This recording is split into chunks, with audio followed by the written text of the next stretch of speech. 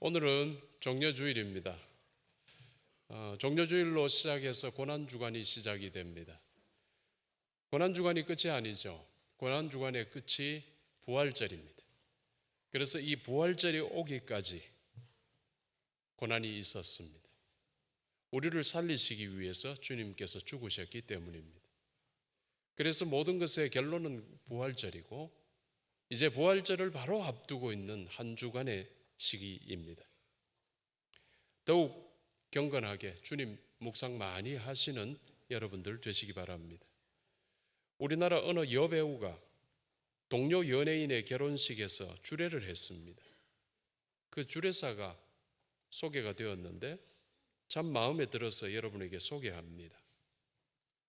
사람들은 뜨거운 조명 뒤에 서 있는 저에게 박수를 보내지만 저를 진짜로 아껴주는 사람들은 가녀린 하이힐 위에 올라가 있는 제 발을 짠하게 바라봐 줍니다. 두 분께서도 서로 짠하게 바라보는 단 한 사람, 짠한 서로의 편이 되어 주십시오. 이 주례는 참 마음에 들었습니다. 여러분, 짠하다는 말은 불쌍하다는 뜻의 사투리라고 하지요. 복음이 꼭 이러합니다. 율법이 겉으로 드러난 결과로 판단을 했다면 복음은 드러나지 않은 우리의 짠한 사연, 우리의 불쌍한 사연에 집중해 주고 있습니다. 오늘 본문에는 한 여인이 나오는데 그녀가 바로 그러했습니다. 자기에게 아무 관심 없는 무리 속에서 그녀 자신의 사연을 알아주시는 주님을 만나게 되는 사건입니다. 본래 이 이야기의 구도는 회당장 야이로의 딸을 살려주시는 이야기 속에 끼었습니다. 그래서 무엇이 더 중요한가를 경중을 따지기는 힘이 듭니다. 그런데 우리가 일반적으로 봤을 때 회당장 야이로는 당시의 권력자이기 때문에 이게 더 중요한 듯이 보였지만은 우리 주님께서는 그 사이에 끼어 있는 이 약한 여인의 병을 치유하는 일에 시간을 보내셨습니다. 회당장이라는 당시 권력자의 일과 힘없고 아픈 여인의 일이 동시간에 충돌했는데 우리 주님께서는 이 힘없고 아픈 여인의 일을 먼저 해결해 주셨습니다. 우리 주님 항상 이러시는데요, 이는 공평하신 하나님이시기 때문입니다. 그래서 주님께서 그녀의 일로 시간이 지체되면서 회당장의 딸이 결국 죽게 됩니다. 그런데 여러분들도 아시죠? 최종적으로 그 딸도 우리 주님께서 살려주셨습니다. 우리 주님이 하시는 일은 모두가 윈윈입니다. 다 좋게 해주십니다. 성도님들, 우리가 혈루증을 앓고 있는 그 여인의 이름은 알 수 없습니다. 그래도 그녀의 상황은 본문을 통해서 대략 알 수가 있지요. 마가복음 5장 25절에서 26절입니다. 우리 함께 읽겠습니다. 12회를 혈루증으로 알아온 한 여자가 있어 많은 여자에게 많은 외로움을 받았고 가진 것도 다 허비하였으되 아무 효험이 없고 도리어 더 중하여졌던 차에, 율법을 엄격히 지키는 사회에서 혈루증을 앓는다, 이거는 부정한 거였습니다. 부정하다는 것은 깨끗하지 못하다는 뜻입니다. 그녀는 12년을 이렇게 부정하게 살았습니다. 오랜 병으로 그녀 인생은 이미 있는 돈은 재정적으로 다 파탄, 그리고 종교적으로는 완전히 소외돼서 무너졌습니다. 사람들은 그녀가 살고 있는지, 아직까지 살고 있는지에 대한 관심도 없었고 어쩌면은 관심을 가지기도 싫어했을 겁니다. 그녀는 부정했으니까. 이렇게 모두에게 버려지고 잊혀져 더 이상 어떤 소망이라고는 기대해 볼 수 없는 상황. 그러나 우리는 이 여인에서 한 가지를 추측해 볼 수 있는데, 사람들은 아무 관심을 가지지 않았지만 그녀는 지금 계속해서 오랜 시간을 많은 의사를 만났고, 그리고 의사를 만나서 그녀의 병을 낫고자 시도했었더라는 것입니다. 그녀의 마음 자세이지요. 보통 사람 같으면 포기할 만도 했을 텐데 분명 더 이상 안 될 것 같았음에도 불구하고 그러나 그녀는 자신의 이 상황을 회복해 보려고 나아 보려고 소망과 기대를 잃지 않았던 것이었죠. 이 기대를 놓지 않고 소망을 놓지 않는 그에게 성령께서 예수의 소문을 그에게 들려주죠. 마가복음 5장 27절 예수의 소문을 듣고 무리 가운데 끼어 뒤로 와서 그의 옷에 손을 대니 성령의 초청은 예수의 소문을 그에게 들려주는 것이었습니다. 누구나가 소문은 듣지만은 누구나가 오지는 않습니다. 그러나 그녀는 소문을 듣고 와보니 많은 무리들이 그녀와 예수님 사이에 장벽이 되어 있었습니다. 또 여기서 많은 사람들은 그냥 포기하고 가버리겠지만 그녀는 끝까지 예수님의 옷에 손을 대려고 했습니다. 그런데 정말로 자기 소망했던 대로 예수님의 옷에 손을 댈 수 있었습니다. 어떻게 이런 일이 있을 수가 있을까? 우리 주님께서 그녀의 손끝이 닿을 수 있게끔 속도를 늦춰 주셨을 겁니다. 우리 주님의 걸음은, 복음의 걸음은 빠른 듯 하지만은 또 따라올 수 있게끔 늦습니다. 빨리 갈 때도 있지만은 한없이 약한 자가 따라올 수 있게끔 한없이 늦게 걸을 수도 있습니다. 이게 복음이죠. 율법은 속도를 내서 달려가고 아무도 따라오지 못하게 한다면 복음은 모두를 따라오게 모두와 함께 가고자 하는 겁니다. 남들은 모르고 관심도 없어 했겠지만 우리 주님께서는 그녀의 짠한 사연을 너무 잘 아시고 그 불쌍한 사연을 헤아려 주시기를 원하셨기 때문에 걸음을 가는 듯 하면서도 속도를 늦추시고 지금 회당장 딸이 지금 금방 죽어가는데도 빨리 가셔야 되는데도 이상하게 걸음을 천천히 걸으셨을 있었습니다. 성도님들 이처럼 우리도 내 사연을 알아주시는 주님의 헤아려 주심으로 우리가 주님을 인격적으로 만나게 된 거죠. 주님을 인격적으로 만나는 것은 내 노력으로 되는 게 아닙니다. 주님께서 여인을 위해서 서주시듯이 천천히 걸어주시듯이 주님께서 우리를 만나주셔야지만이 일어나는 일입니다. 주님께서 우리를 인격적으로 만나주실 때 놀라운 신앙의 세계로 우리가 발을 내딛게 됩니다. 앞으로 계속해서 내 사연을 알아주시는 주님과의 이러한 인격적인 만남을 계속해서 소망하고 사시기를 바랍니다.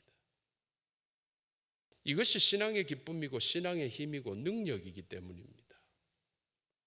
혹 물론 우리가 교회 다닌다고 하지만은 우리가 주님의 인격적인 만남 없이도 살아갈 수 있을 겁니다.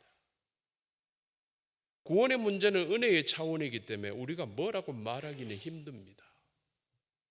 천국 가서 보면은 누가 구원받았든지 이야기할 수 있지요. 목회자인 저의 소망은 여러분 다 구원받으시기 원하고 또한 동시에 여러분들이 주님과의 인격적인 만남으로 이 세상을 살아가시기를 바랍니다. 부모님의 하나님, 배우자의 하나님, 친구의 하나님, 뭐 이런 남의 하나님 말고요. 나의 하나님. 정말 내 사연 그대로 알아주시는 나의 하나님, 나의 주님. 이 고백을 하면서 살아가는 것. 이게 여러분 얼마나 인생이 행복한데. 저의 이 소망이 여러분에게서 그대로 이루어지기를 주님의 이름으로 축원합니다. 그런데 본문의 그날 예수님 주위에는 이미 너무 많은 사람들이 몰려 있었습니다. 물리적으로 그녀가 힘없는 그녀가 남자들 사이로 뚫고 들어가기는 불가능했고 또 자기가 부정한 존재인데 사람들 옆에 붙어서 몸을 서로 부대끼면서 갈 수 있다는 것은 이건 불가능한 일입니다. 그럼에도 불구하고 그녀는 어떻게든 예수님을 향해서 가까이 가고자 했습니다. 신앙이란 꼭 이런 겁니다, 여러분. 우리 신앙은 말이죠, 다 잘 차려주고 내 숟가락 들고 밥만 퍼는 게 신앙이 아닙니다. 그럼에도 불구하고 그리 아니하실지라도에서 시작하는 게 신앙입니다. 다니엘의 세 친구의 결단 기억하십니까?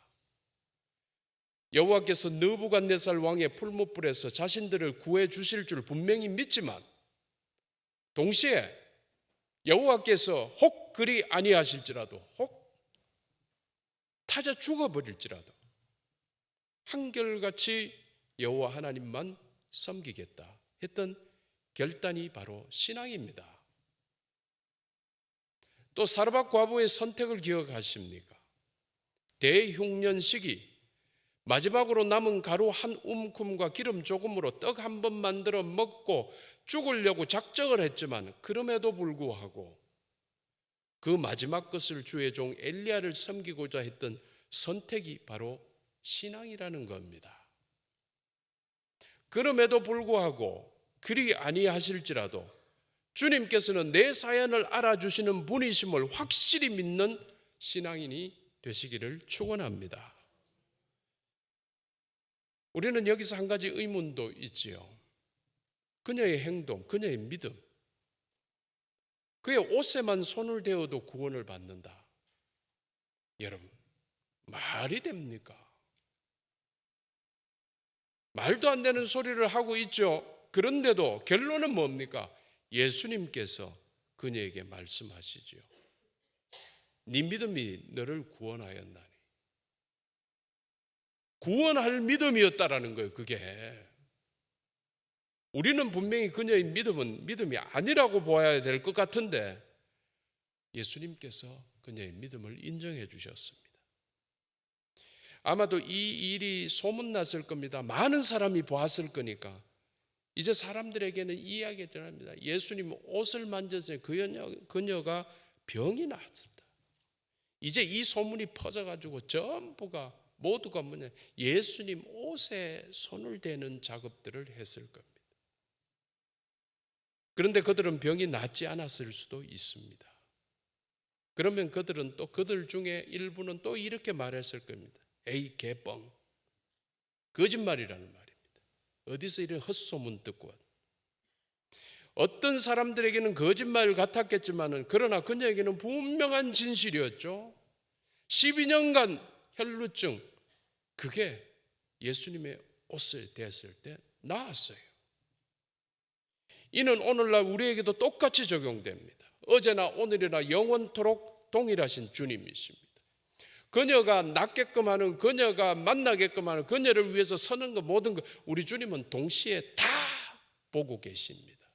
그대로 보시기에 한치의 착오 없이, 한치의 헛주로 된 거 하나도 없이 완벽하게 구원을 이루어 가십니다. 성도님들, 행위를 따라 하는 게 아니라 믿음으로 나아가야 됩니다. 믿음의 사연을 기다려 주시는 겁니다. 믿음을 가졌다고 하는 자들에게 우리 주님께서 하셨던 말씀, 인자가 올 때 세상에서 믿음을 보겠느냐. 아니 믿음 좋다고 하는 사람들에게 그런 말씀을 하시고 믿음 같아 보이지도 않는 그녀에게는 믿음이 있다고 칭찬을 하셨어요. 여러분 어떡합니까? 여러분의 믿음은 어디에 소속이 될까? 어디일까? 우리는 사람의 판단, 내 생각이 아니라 주님의 판단에 주목해야 됩니다. 주님의 판단이 항상 옳기 때문입니다. 결국 우리의 어떤 행동을 일으키는 우리의 사연을 훤히 알고 계신, 내 마음바닥에 아주 내가 생각지도 못한 잠재의식에 있는 것까지도 우리를 꿰뚫어 보고 아시는 우리 주님께서 우리를 인정하시느냐 인정하시지 않느냐인 것입니다. 겉으로는 믿음의 모습을 보일 수 있지만은 믿음이 아니다라는 거예요. 믿음이 모습이 아닌 것 같고 이게 뭐야 라고 했는데 우리 주님께서는 칭찬하신 믿음이었어요. 여러분은 어떤 사람이에요? 마가복음 5장 27절에 했던 말이 그의 옷에 손을 댄이라는 구절이 있어요. 이거 원어의 번역을 세 가지로 할 수 있어요. 옷을 댄, 손이 가스로 닿은 것으로도 번역할 수 있고, 그리고 손으로 만졌다고도 표현할 수 있고, 손으로 꽉 잡았다고도 표현할 수 있습니다. 세 가지의 표현을 다 할 수 있는데 우리 주님은 그녀의 이것을 어떻게 주님을 꽉 잡았던 걸로 인정해 주신다는 거예요. 우리는 약하지만은, 우리는 아무것도 아니지만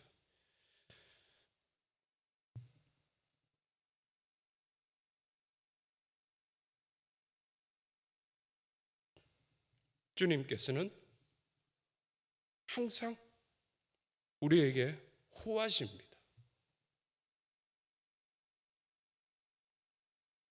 우리 믿음도 자칫 기복적일 수 있습니다.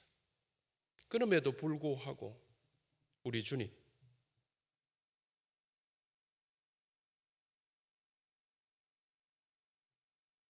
자기 삶의 문제들, 사연들을 가지고 나오는 우리 모두를 결코 몰라라 하지 않습니다.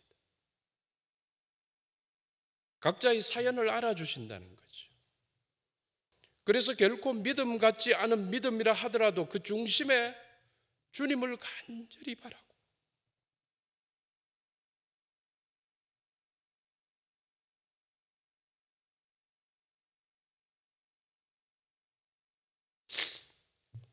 내 믿음의 사연 들고 가까이 가면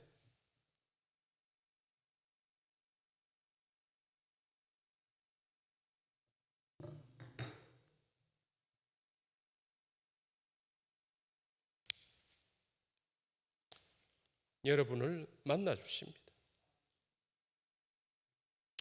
그래서 아무도 알아주지 않았던 인생의 루저, 외톨이, 소외자, 패배자였던 그녀의 사연은 우리 주님께서 알아주셨을 때 구원으로까지 연결되지. 전심으로 찾는 자를 기꺼이 만나 주십니다. 여러분, 전심으로 찾으십시오.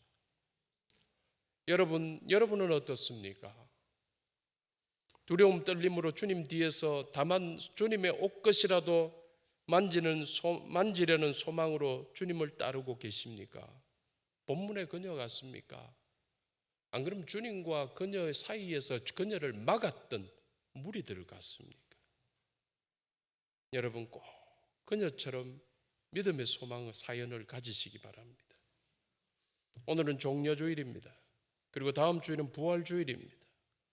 부활의 기쁨을 위해서 십자가 고난이 있었습니다. 죄로 인해 죽을 수밖에 없었던 우리의 사연을 짠하게 여기시고 이런 우리를 살려주시기 위해 우리를 부활하게 하시려고 주님께서 십자가에서 죽으셨고 부활하셨습니다. 부활의 기쁨이 더욱 충만하기 위해 이번 주간 십자가의 고난을 깊이 묵상하시기 바랍니다. 내 사연 알아주시는 주님을 내 손으로 꼭 붙잡는 바로 그 사람 되시기를 주님의 이름으로 축원합니다. 기도하겠습니다.